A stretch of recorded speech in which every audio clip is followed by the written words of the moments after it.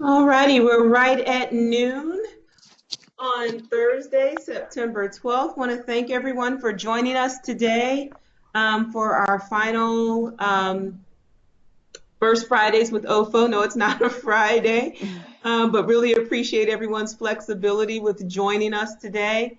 Today's session is an encore session of a webinar that was presented at the end of August. And due to the high demand, we're having our presenters back again.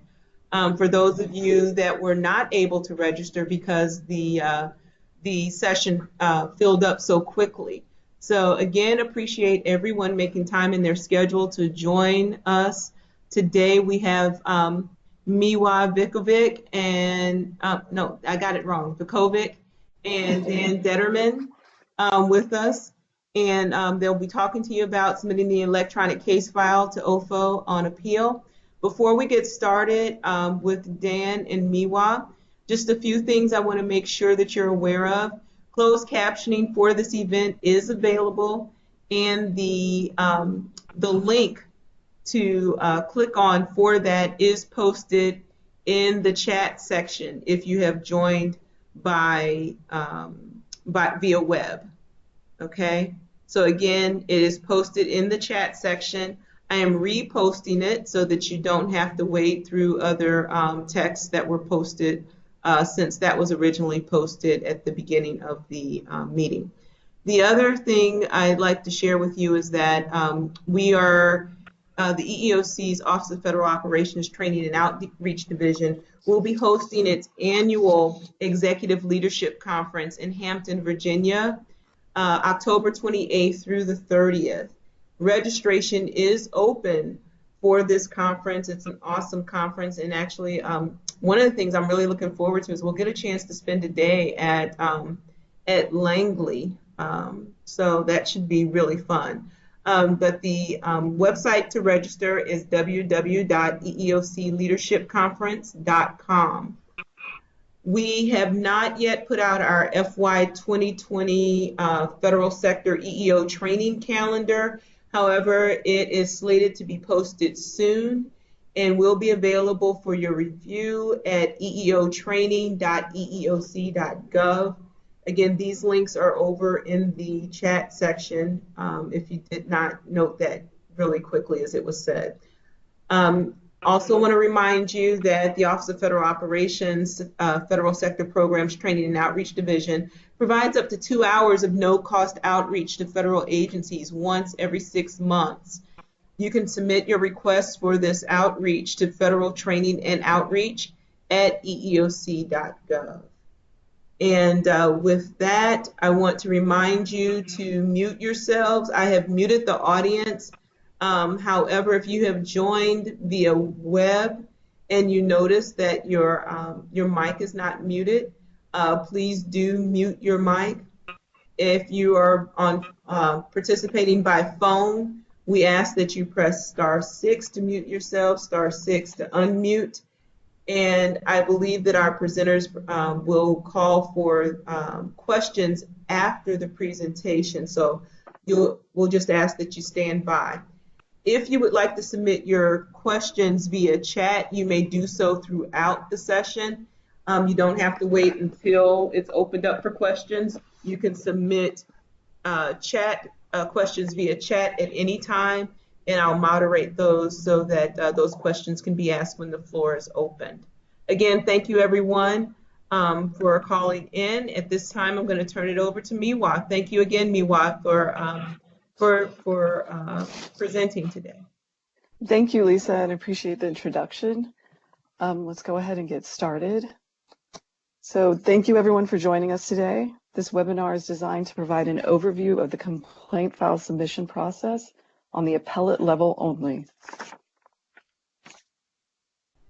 The regulations that govern the appellate process are found in 29 CFR 1614 and in Management Directive 110. 1614-403E states the complaint file must be submitted within 30 days of initial notification that the complainant has filed an appeal or within 30 days of submission of an appeal by the agency. Additionally, 1614-403G requires that these submissions are in a digital format. If the complete complaint file is not submitted within this time frame or is not submitted in the required format, the Commission may take appropriate action, including drawing an inference adverse to the agency in all matters where the evidence is not available. This could result in a decision unfavorable to the agency. MD 110 provides guidance to agencies on the EEO complaint process. Specifically, Chapter 6, Section 8 describes the contents of the complaint file to include the organization of the file, while Chapter 9 outlines the appellate process, and Appendix L provides digital submission format and requirements.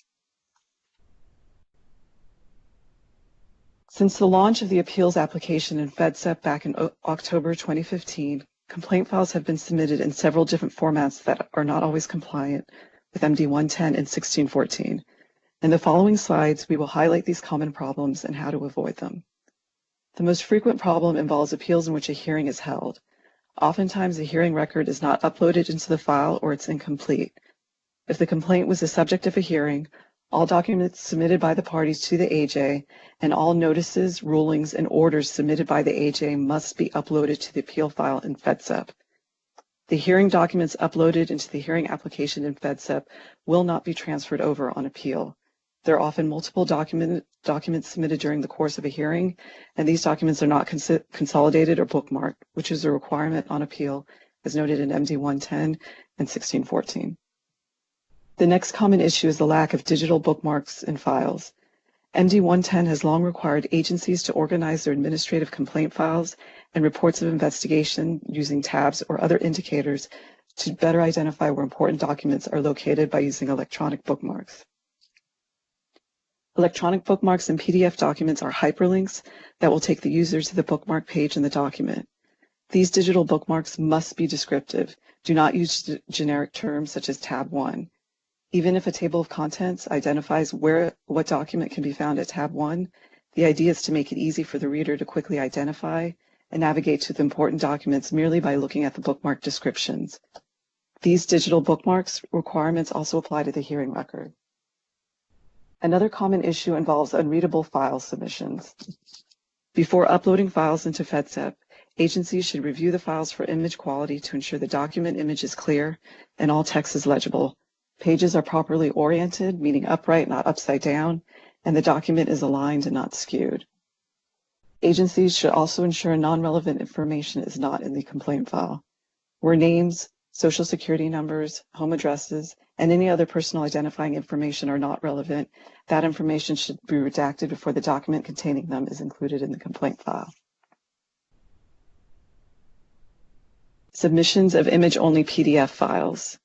Agency submissions must be in a searchable PDF format or PDF image over text. A searchable PDF file lets you search for keywords in the text or use copy and paste to extract text from the PDF. Failing to consolidate file submissions. There are instances where agencies will upload several small files and label them all with one document type. Files should not be broken down into multiple separate files. Instead, the files must be consolidated into as few files as possible and labeled with the appropriate document type, such as complaint file, report of investigation, and for the hearing record, hearing pleadings and correspondence. Uploading password-protected or encrypted documents into the files.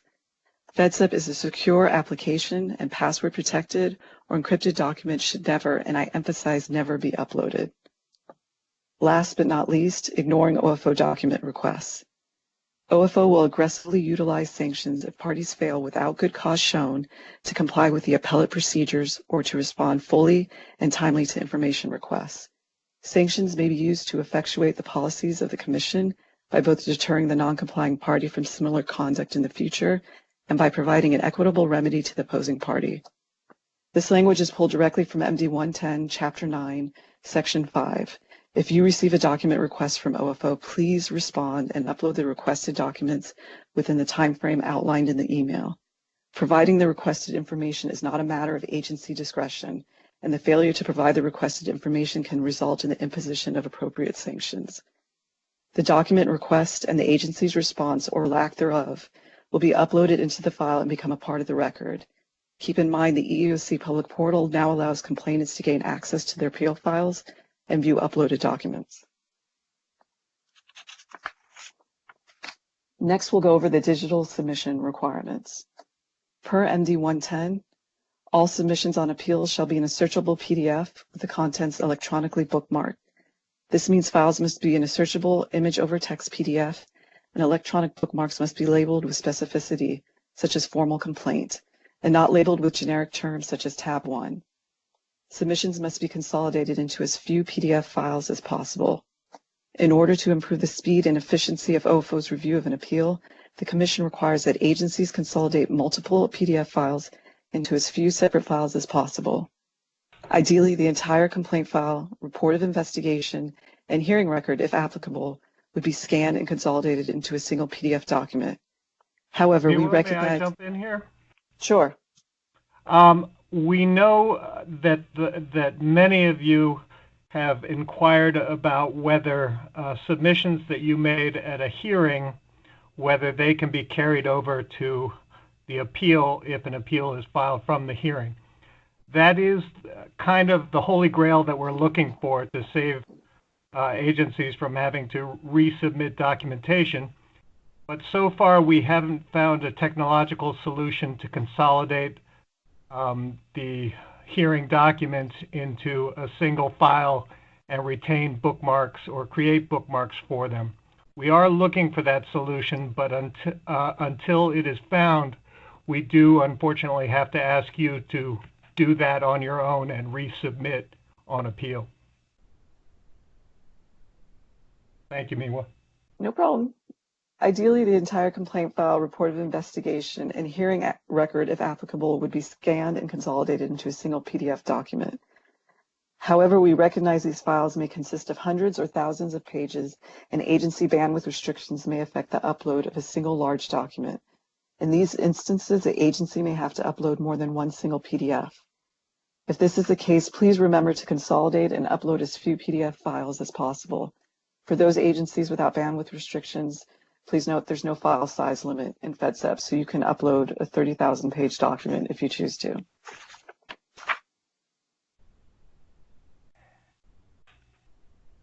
All electronic document submissions must be 508 compliant. Section 508 of the Rehabilitation Act requires all electronic and information technology, also referred to as Information and Communication Technology, or ICT, that is developed, procured, maintained, or used by a federal agency to be accessible to people with disabilities.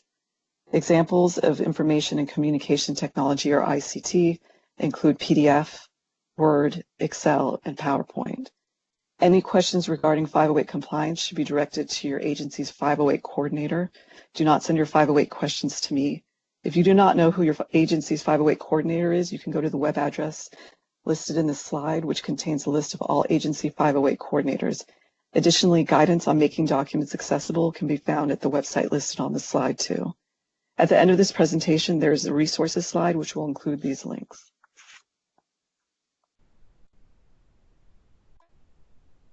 Part of the submission process includes choosing the correct document type for the file in FedSep. In accordance with MD 110, Appendix L, the complete complaint file should be scanned and consolidated into as few files as possible.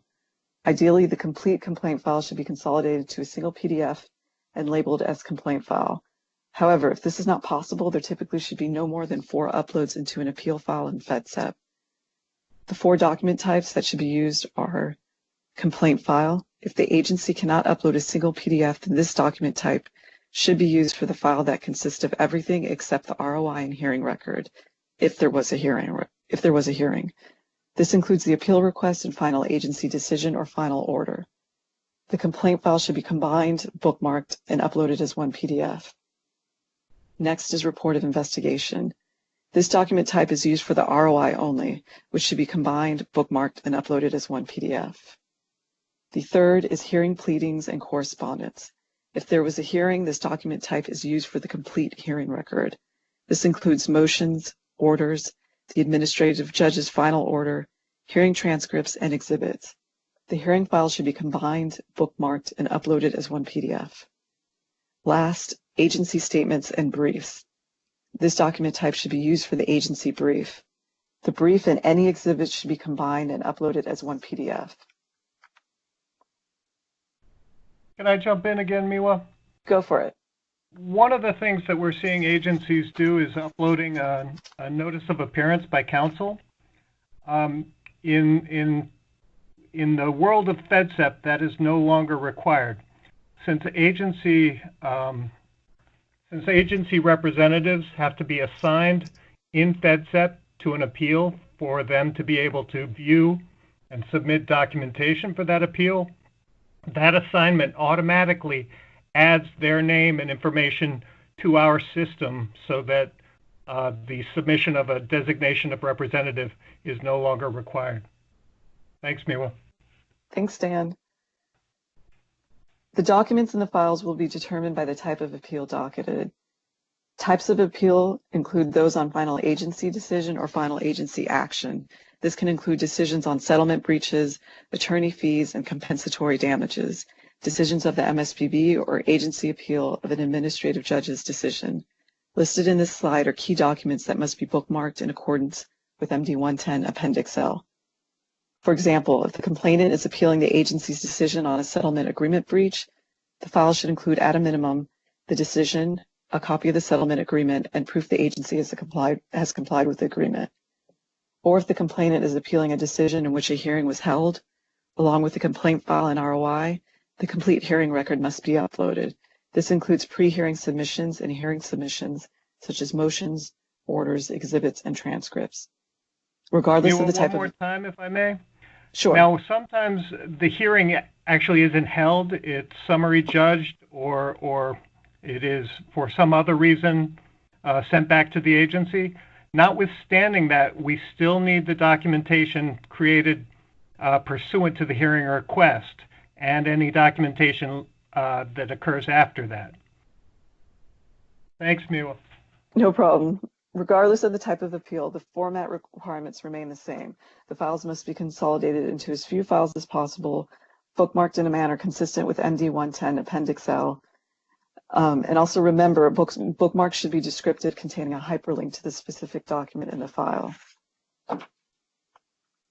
Next slide will show an example of digital bookmarks in the complaint file. As you can see, key documents are bookmarked, such as the EEO counselor's report, the notice of right to file, the ROI, and affidavits. A quick little trick when it comes to bookmarking. If you highlight the title of the document and press Control B as in boy, a bookmark will be created with the highlighted text identified as the bookmark, so you don't have to retype it in. Just something I thought might be helpful. Thanks, Miwa.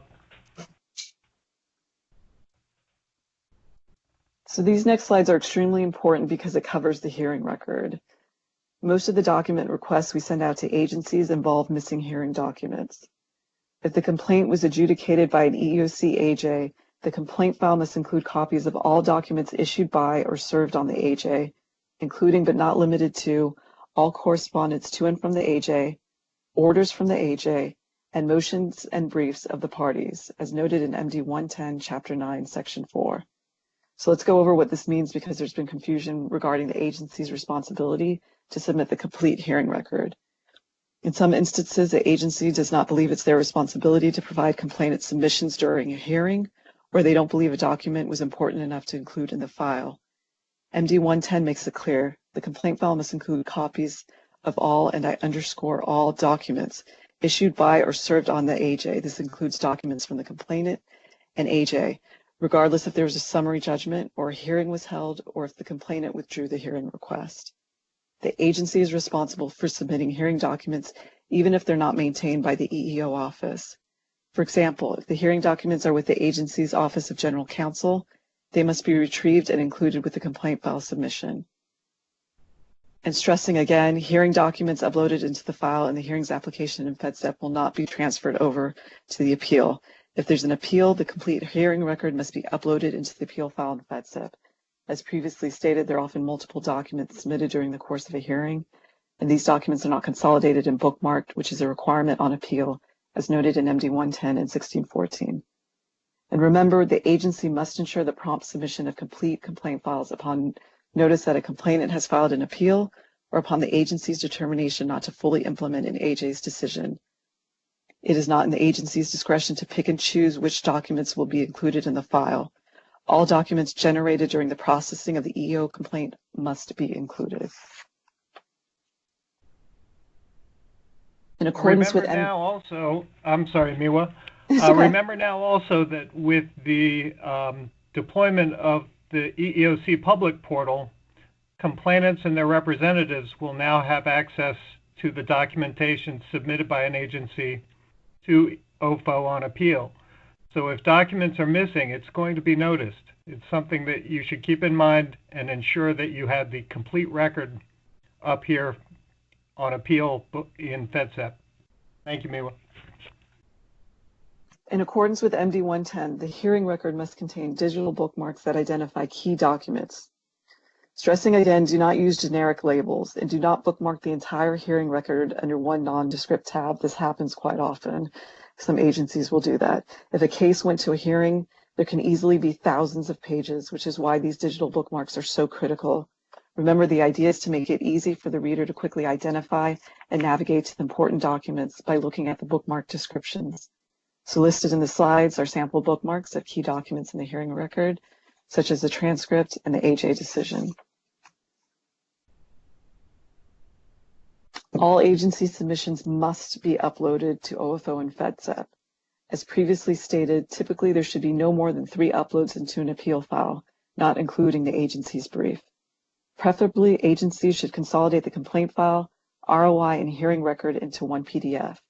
However, these files can be individually uploaded using the following document types: complaint file, report of investigation, and hearing pleadings and correspondence.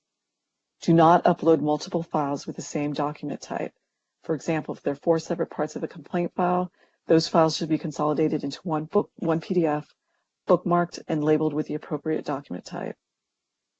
Do not upload documentation into a closed matter in FedSep. This occurs quite frequently. Once the initial appeal is closed, agencies should not upload anything else to the appeal. Instead, any responsive documents must be uploaded to the new docket number assigned in the matter. If there's nothing docketed or the agency is requesting reconsideration, these requests must be submitted using the undocketed submission feature in FedSep and not uploaded into the compliance file or the closed matter. When creating an undocketed submission, agencies must upload a copy of the complainant's appeal. Oftentimes, the agency will upload everything but the complainant's appeal request. If the appeal is not docketed, that most likely means our agency did not receive a copy of the appeal. Agency documents mailed, emailed, or faxed will not be accepted. Please, please, please do not send courtesy copies via email, fax, or mail. If you do, you'll get a nasty email from me, I'm afraid. Thank you. So, yes, so please don't send, just upload everything in FedSep, and please do not use any other methods to send us your documents. Finally, ensure your access to the appeal file in FedSep. Users with the FedSep appeals role can view and submit documentation for all appeals in which his or her registered agency is named. Users with a FedSep appeals legal representative role can view and submit documentation only for those appeals to which they are assigned in FedSep. Also, only users with an appeals role can use the undocketed submission feature. Users with an appeals legal representative role cannot use the undocketed submission feature. Make sure you are in the correct application in FedSep, and make sure you're in the correct application in FedSep. If you're trying to use the undocketed submission feature to submit a hearing request, please ensure you're in the hearings application in FedSep. Do not use the appeals application to create an undocketed submission for a hearing request. And lastly, similar to what Dan said previously, we'd like to remind agencies that the appeal status is listed in FedSep. If the complaint file has not been uploaded, the status will read complaint file not received. Complainants will also see the status in the EEOC public portal. If you have an appeals role in FedSep, you can check the status of each open appeal and export the list into an Excel document. Upon initial review of the files, our office will change the status to complaint file received. If later on we find the file is incomplete, our office will request the documents from your agency. All the information presented in this webinar can be found at the links listed on this slide. 1614 in MD 110 Chapter 9 outlines the appeal process to the Commission. MD 110 Appendix L provides digital format requirements for the complaint file. And MD 110, Chapter 6, highlights what the complaint file should consist of. We also have included links on how to consolidate PDFs and how to convert image-only PDF to searchable PDFs. Finally, we provided a link to agency 508 coordinators and guidance on making documents accessible. So that's it for this webinar. Before I turn it over to questions, I'd just like to add that we will be sending out a survey tomorrow. I would encourage all of you to please provide us with your feedback and answer the survey. And I think we can open it up to questions, Lisa.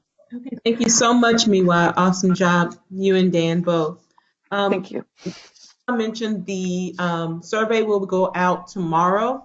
We're asking that you complete it and return it to us by close of business next Wednesday, if you could. And those of you that would like to type your questions in the chat for me to ask of Miwa and Dan, you're invited to do that now. Those of you that are participating by phone, you may unmute yourself by pressing *6 and ask your questions now. Miwa, I do have one comment from the chat. One of the participants mentioned that all document types are not available under undocketed submissions. Did you have a response to that? So for the undocketed submission, it should be the complaint file. An appeal should be, I'll have to double check and see, but really for undocketed submission, what we want is for the agencies to upload the complainant's appeal. Because if it hasn't been docketed yet, that means that we haven't received a copy of it. So if you upload the appeal first and only that, then that's enough for us. We can docket it, and then the other document types will later become available. So if you could just at least upload the appeal request more than anything else, that should be an available document type. And then once we docket it, like I said, the other types will be listed. Okay. Thank you so much. We have another question. Will these slides be emailed out to us or online somewhere? In answer to that question, a copy of the slides has been provided in a handout format to all registered participants. That has been emailed to everyone. It's also available within the meeting if you are participating via web. If you have not received a copy of the slides, please feel free to email me at lisa.broadway@eeoc.gov, and I'll be happy to get that handout to you. Again, it is in PDF format. It's not in PowerPoint, but it is a copy of all of the slides with areas for you to take notes as well. Again, it's in the meeting, and it has been sent to all registered participants via email. Do we have any questions from folks on the phone? I invite you to press *6 to unmute yourselves. What I'm going to do, just to make sure that everyone is able to unmute, I'm going to unmute everyone so that we don't miss any questions if someone's having difficulty with unmuting. Miwa was kind enough to share her email address to everyone. I want to give you another one that you can send your FedSep appeals related questions to. It's cleverly named FedSep appeals at EEOC.gov. All one word. Okay, I have also typed that in the chat, FedSep appeals at EEOC.gov. Okay. That link is available in the chat as well. So I know there's a lot of information to digest in this presentation, so if you don't have questions now, you're more than welcome to send them to me later on, or you can also send them to FedSep Appeals if you have any FedSep Appeal related questions. Okay, we have another question in the chat, and before I pose this question real quickly, again, if you are participating by phone and you have a question and you're not coming through, please press *6 to unmute yourself. The floor is open. The question is, can you talk about the submission of compliance documents?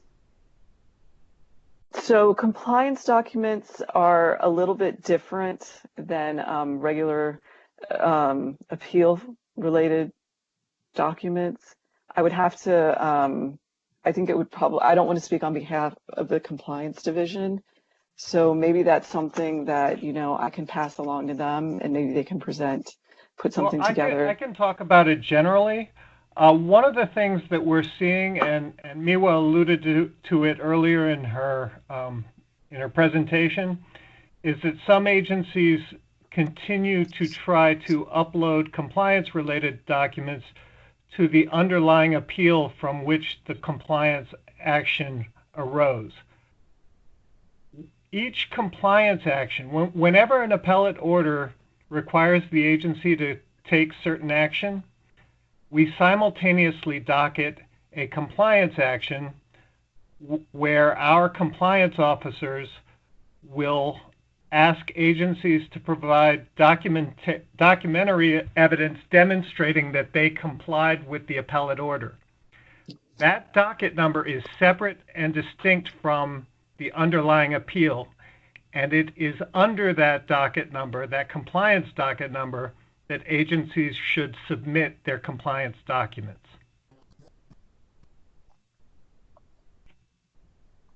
So I would also encourage, because most of you should know your compliance officer, who your compliance officer is. If you have any questions regarding compliance document submission, I would talk to your compliance officer, and I'll also convey this question to them as well and let them know this is something that was raised during this webinar, so they can take further action on and provide more information to you guys.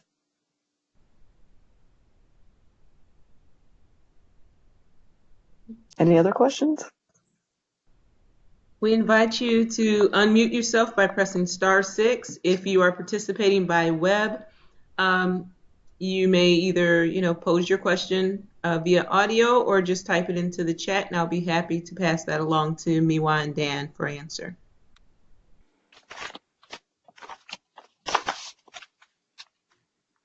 Okay.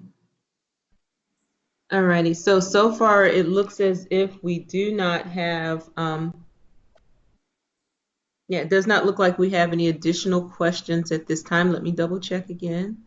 Oh, okay. Someone asked, I see the meeting is being recorded. Will we be able to rewatch the video online somewhere? I will send out a copy of the recording to all registered participants. That will go out this afternoon, probably before 2 o'clock. Okay. Were there any additional questions? Any questions for our presenters, Miwa or Dan? No pressure. I know, right? Like I said before, feel free to send them to me later on if you can think of them. You can always reach out to me, or you can send it to the FedSep Appeals account if you have any questions. Okay. Well, alrighty, with that, as it looks like there are no additional questions from the participants, and via audio or via chat, we'll go ahead and close out. I'll close out with a quick reminder that, again, we do have our Executive Leadership Conference coming up. Oh, let me first thank Miwa and Dan again for an awesome presentation. Very popular topic, had great participation, and really appreciate your time and efforts in pulling together the presentation and answering the questions posed by our participants. Again, as Miwa mentioned, she's provided her email address. Should you have questions going forward, feel free to reach out to her. And then you mentioned, Dan, the FedSep Appeals at EEOC.gov. For what is that email address being used to receive? That's also for general questions about FedSep. Okay. Coincidentally. Okay, awesome. All right. So for your general questions on FedSep, you'll send those to FedSep Appeals at EEOC.gov. Again, that is posted in the chat section. As a reminder, our FY 2020 training calendar will be coming out soon, and that information will be available to you at eeotraining.eeoc.gov. Our Executive Leadership Conference is coming up October 28th through the 30th, and registration remains open for that. And you'll be able to sign up for that.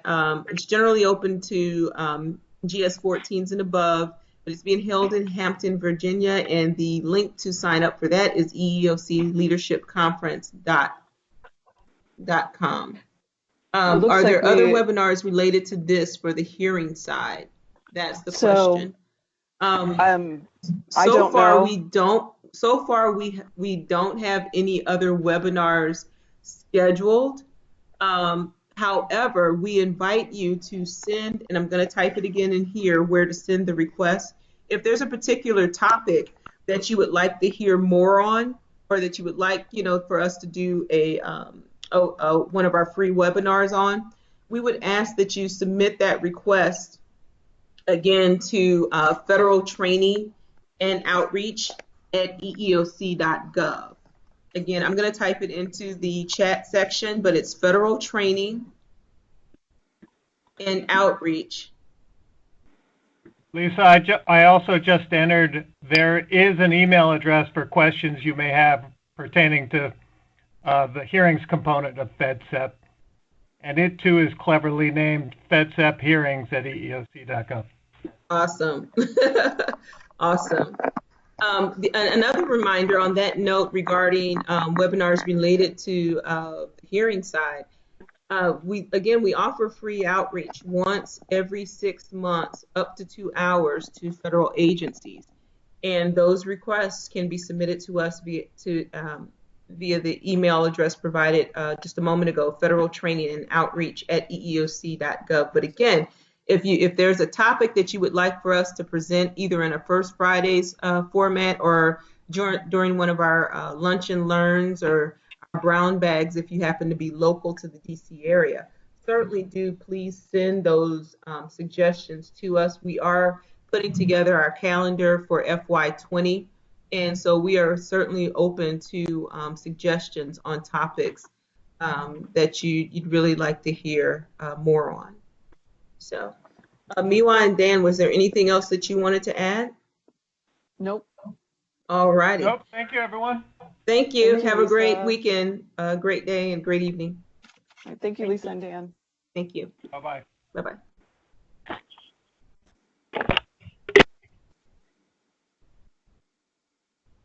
Hey, Amaryllis, you there? Yes. Can you hear me? Yeah, I can hear you now. I guess they're gone, so we can talk.